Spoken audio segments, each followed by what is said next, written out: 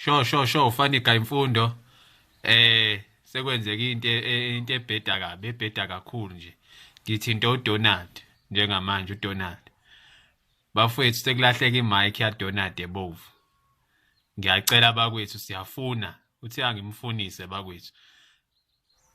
So nje makukhona omaziyo ngoba uthi uDonald uphihliza iwindi. Uphihliza iwindi lo muntu lo leli iphara leli. Ngoba sisalifuna okwamanje uthi liphihliza iwindi emotweni la ngathatha lutho lathatha imic ebovu. Bakwethu please makukhona okuzwayo ufonele mina angazi ngiyazi ungithinte kwi-WhatsApp noma wenze njani kodwa nje ungithinte ukuze ngizokwazi ukuxhumana noDonald. Imic ebovu mawukuthi mhlawumbe uyamazi umuntu onemic ebovu uthintane nami ukuze sizokwazi ukubuyisela uDonald ngoba nithi akacule ngani eSouth Africa ngazi mina kunjani.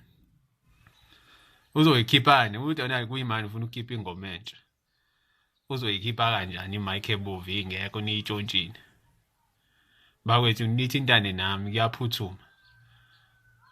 kuyaphuthuma ngempela nje. Ibovu ngiyabona khona umuntu othi injani ibovu